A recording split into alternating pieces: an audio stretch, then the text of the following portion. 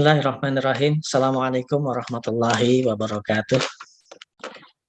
Alhamdulillah alladzi kataba alaina shiyama fi shahri Ramadan wa huwa alladzi anzala fiha al-Qur'an hudan lin-nasi wa bayyinatin minal huda wal furqan.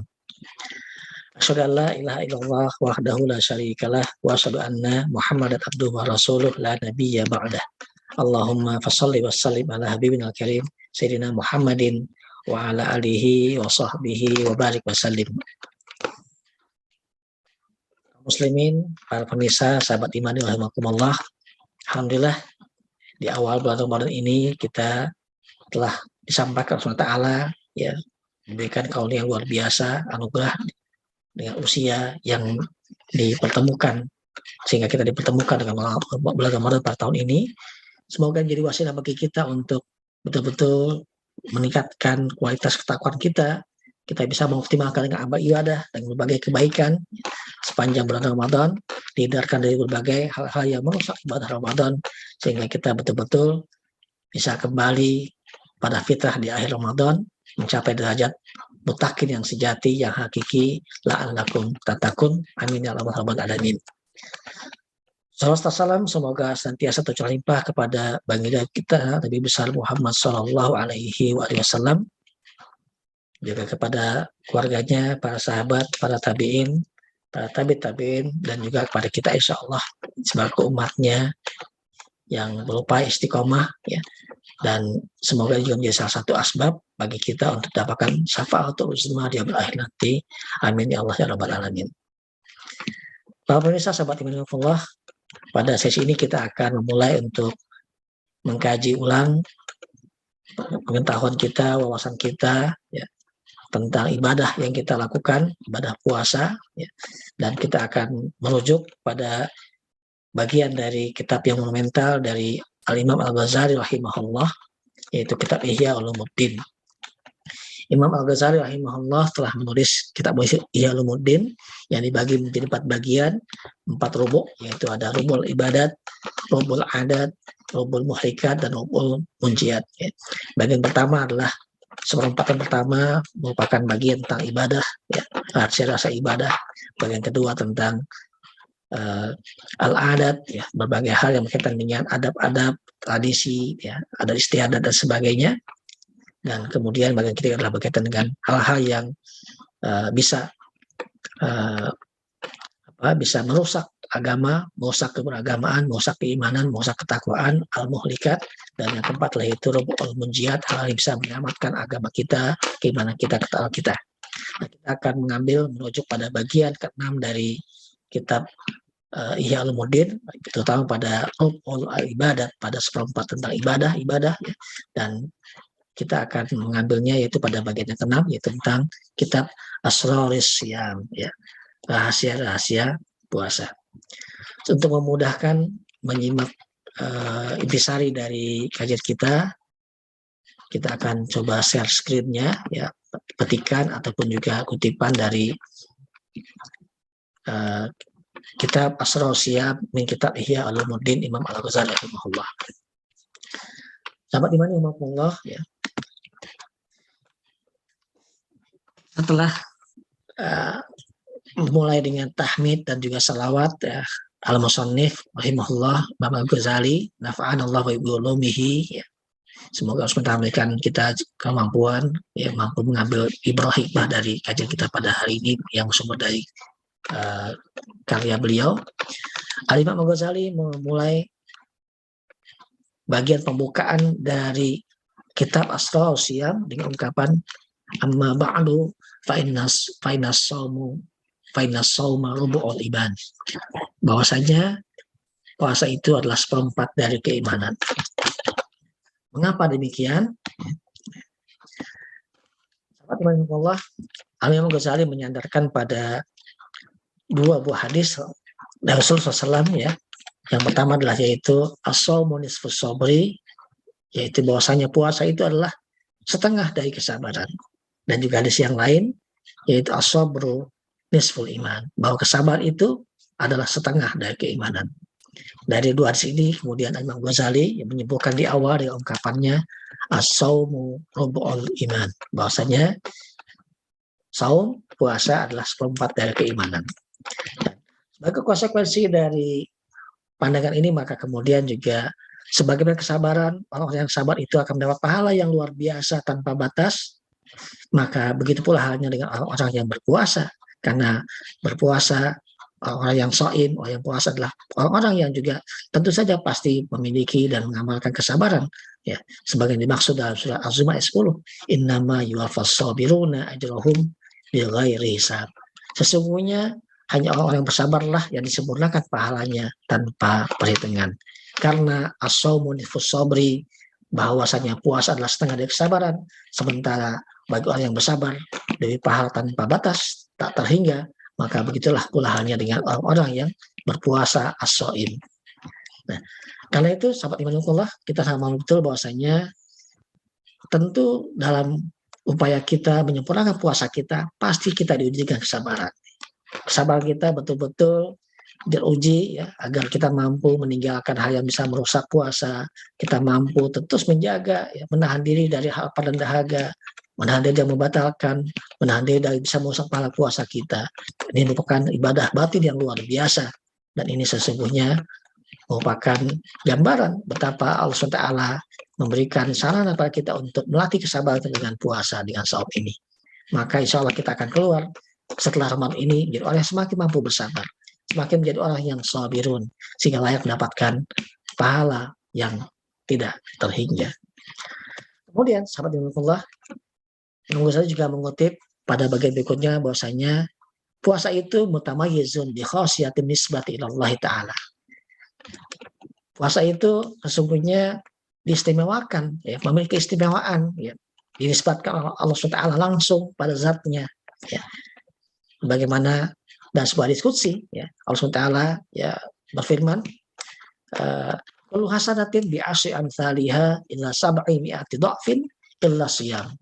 Sesungguhnya setiap kebaikan itu, setiap amal soleh itu akan mendapatkan ganjaran pahala mulai dari 10 kali lipatnya sampai pada 700 kali lipatnya. Illa siyam, kecuali puasa. Adapun puasa, fa innahu li wa ana ajzibi. Maka puasa itu sesungguhnya untukku, kata Allah SWT. Fa innahu li wa ana ajzibihi, dan akulah boleh akan membalasnya langsung. Dapat dimana Allah dapat kita bayangkan Allah SWT dengan kemuliaannya, dengan kemahagungannya, menisbatkan puasa pada zatnya. Allah, meskipun kita memahami betul dan menyadari bahwa setiap ibadah ditujukan untuk Allah Subhanahu wa taala, ya.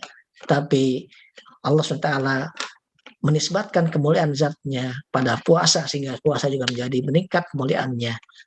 Fa innahu li wa ana ajzibihi. Maka puasa itu untukku, ya. Dan karenanya aku akan membalasinya. Dan kalau Allah dengan kemuliaannya, kemahagungannya, kemahabesarannya kemudian memandang puasa begitu istimewa, maka sudah barang tentu balasannya pun juga akan istimewa, ya. Dan inilah keistimewaan puasa dibandingkan ibadah-ibadah yang lainnya, bahkan juga dengan rukun Islam yang lainnya.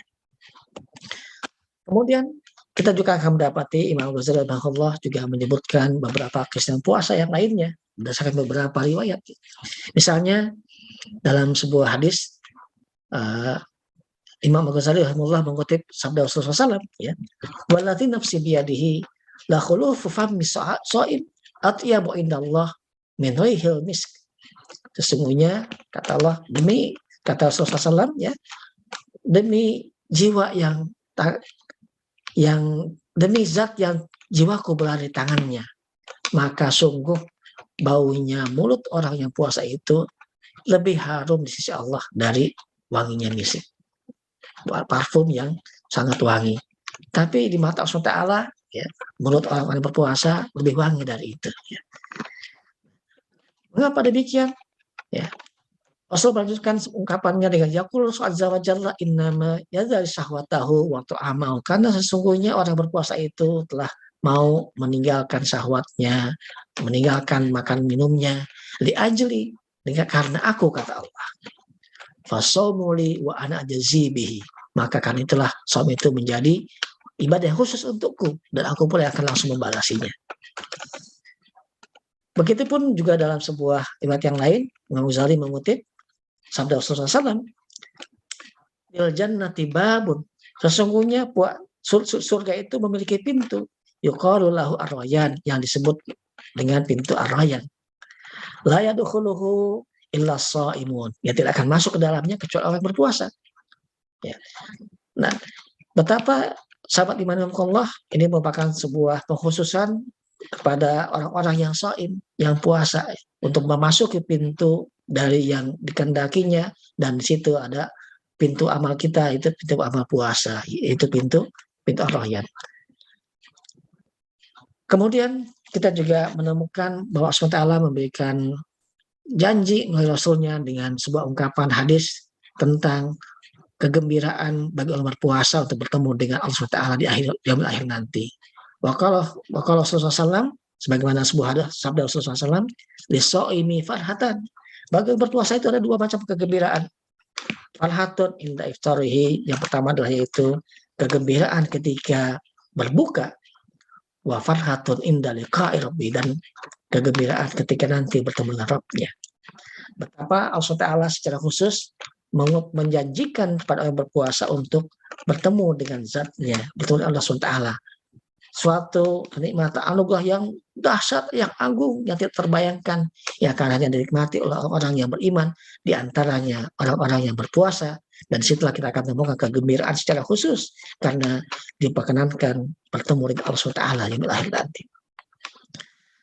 Kemudian juga kita akan menemukan juga keistimewaan dari puasa adalah dari sebuah hadis yang lain, wa qala sallallahu likulli sa'in babun wa babul ibadah as-shaum. Sesungguhnya setiap sesuatu itu ada pintunya. Adapun pintu ibadah adalah saum. Tentu ini kita maknai betapa bahwa berbagai ibadah ya menjadi akan sangat optimal ya di bulan Ramadan. Di Ramadan ini kita tidak hanya berpuasa, kita juga menegakkan sholat malam, tarawih, qiyamul lail, kita juga memperbanyak sedekah, infak ya, menjadi lebih dermawan ketimbang di bulan yang lainnya. Kita juga memperbanyak tilawah, kita juga memperbanyak ibadah sunnah yang lainnya.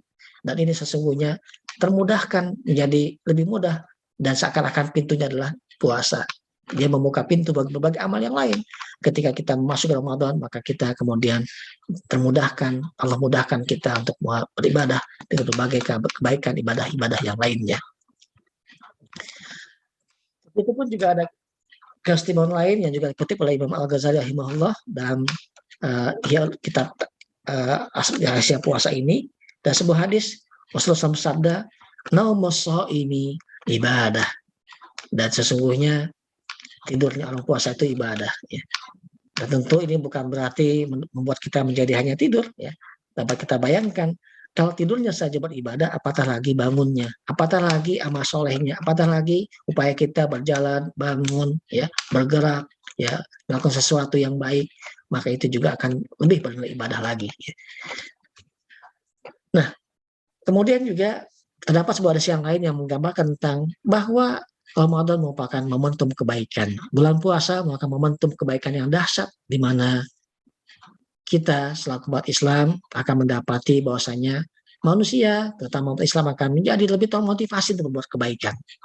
Sehingga bulan Ramadan menjadi momentum kebaikan. Dan sebuah hadis yang bersumber dari Abu Hurairah radhiyallahu anhu, beliau berkata bahwa Rasulullah bersabda, "Idza dakhala syahrul Ramadan," jika datang masuk waktu Ramadan, futihat abwaabul jannah, maka dibukakan pintu-pintu surga. Wa ghuliqatil abwaabun nar, dan akan ditutup pintu-pintu neraka. Wa sufidatis syayatin, dan akan dirantai, akan dibelenggu setan-setan. Wa nada munadi, dan berkatalah malaikat yang menyeru, ya baghiyal khair, halumma, wahai orang pencari kebaikan, pencinta kebaikan, mari ke sini. Wa ya baghiyas syarr aqsil, dan wahai para orang-orang yang terbiasa berbuat buruk, berhentilah. Hadis ini mengungkapkan tentang betapa ungkapan dibukanya pintu-pintu surga, ditutupnya pintu neraka, dan dibelenggunya syaitan, menggambarkan bahwa sesungguhnya kita akan termudahkan. Allah mudahkan kita, berikan berbagai sarana fasilitas untuk secara mudah beramal, memperbanyak kebaikan, memperbanyak ibadah. dan sekaligus dengan sendirinya kita akan lebih condong sulit untuk berbuat kejahatan, berbuat maksiat di bulan Ramadan. Tentu bukan berarti tidak ada kejahatan di bulan Ramadan, tapi ya gharizah tadayun, naluri keberagaman kita menjadi ada pada puncaknya, menjadi ada pada kondisi terbaik kita untuk berbuat kebaikan. Karena Ramadan adalah momentum kebaikan yang dahsyat, yang agung, yang penuh dengan keberkahan. Kemudian juga diungkapkan dalam sebuah dan misalnya juga mengungkapkan tentang satu ayat Allah SWT pada surah Al-Haqqah ayat 24, ayat yang berbunyi kulu wasrabu hani'an bima aslaftum fil ayyamil khaliyah. Makan dan minumlah kalian dengan gembira, dengan bahagia, diakibatkan apa-apa yang dulu telah kalian lakukan pada hari-hari yang telah lalu. Ya. Bima aslaftum fil ayyamil khaliyah, dalam ayat ini kata Imam Waqi, ya, seperti dikutip oleh Imam Ghazali rahimahullah, yang dimaksud bima aslaftum fil ayyamil khaliyah adalah yaitu ayyamus siyam, hari-hari di mana kita berpuasa, hari di mana kita dulu melakukan ibadah puasa. Idza taraku fiha, ketika kita meninggalkan pada bulan-bulan puasa itu, ya, ketika berpuasa itu al-akl wasyarab, makan dan minum. Maka inilah kegembiraan yang digambarkan Allah SWT dalam surat Al-Haqqah itu. Kulu wasrabu hani'am bima aslaftum fil ayyamil khaliyah. Maka karena disebabkan dulu kalian meninggalkan dan menahan diri dari makan dan minum, karena aku, kata Allah, maka makan dan minumlah kalian pada dengan bahagia. Kemudian kita juga menemukan keutamaan yang lain, yaitu bahwasanya orang yang berpuasa nanti akan dibanggakan oleh Allah SWT di hadapan penduduk langit. Ya.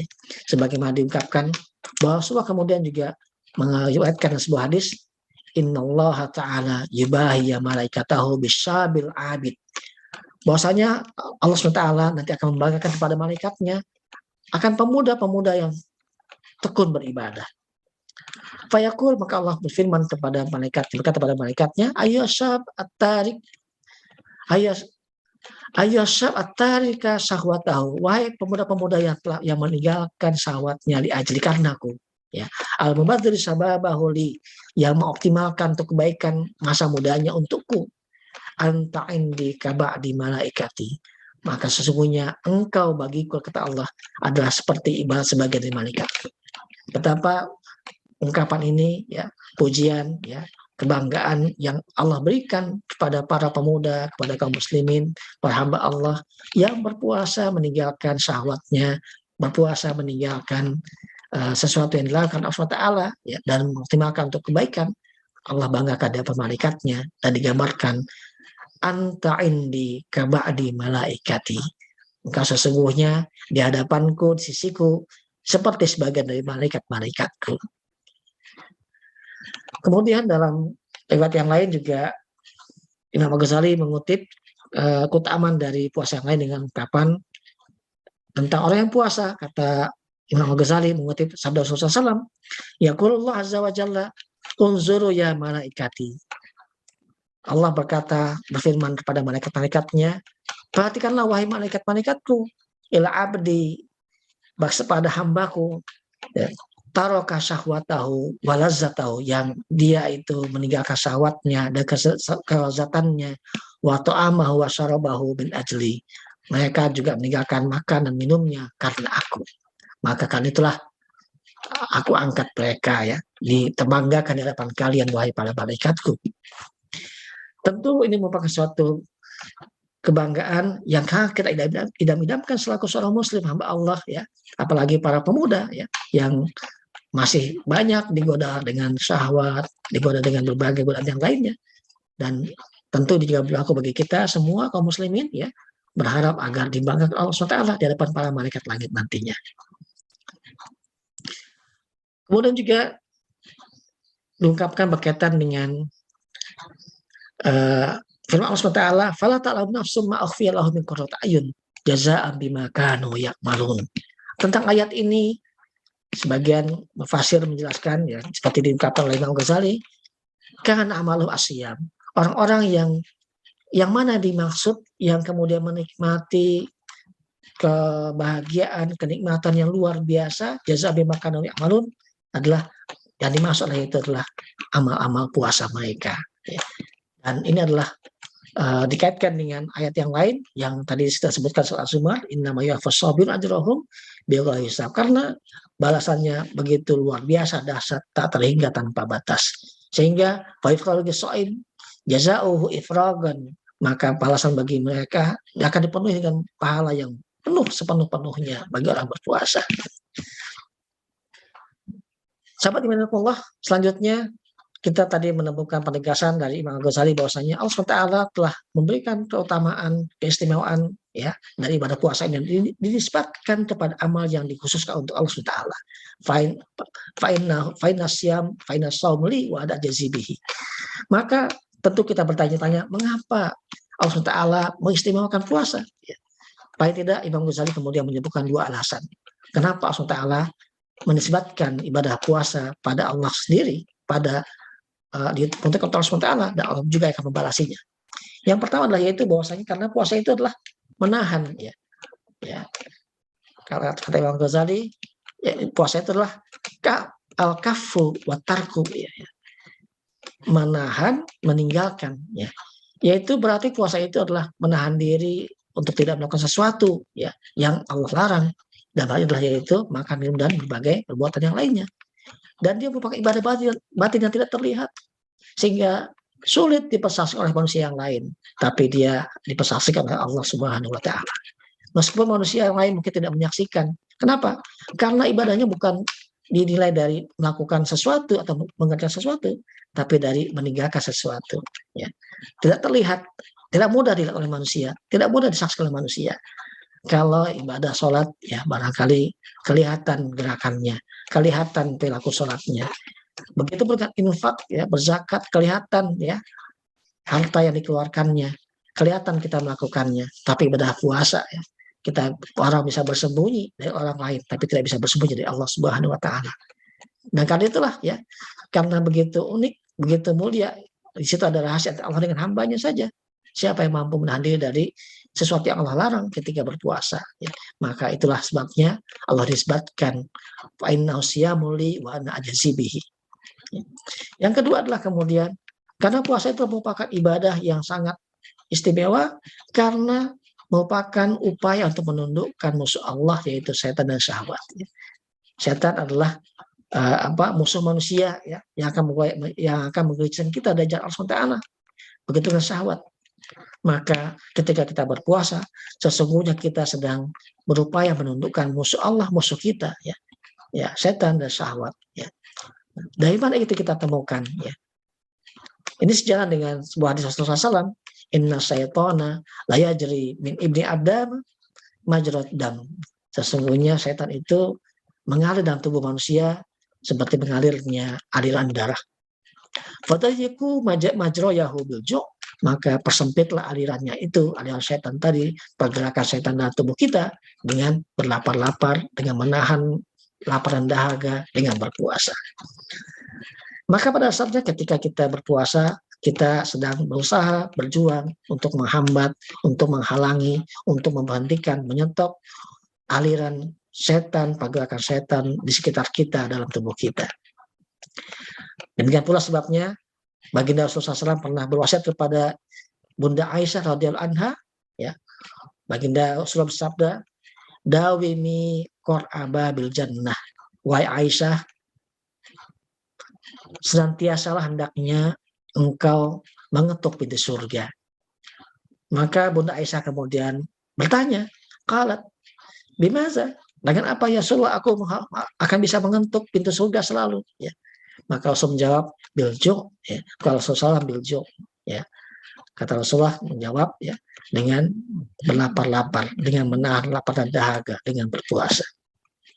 Nah, demikianlah sahabat ibadah Allah, beberapa keutamaan puasa yang merupakan bagian pembuka dari kitab Asrarus Shiyam yang ditulis oleh Al-Imam Al-Ghazali rahimahullah.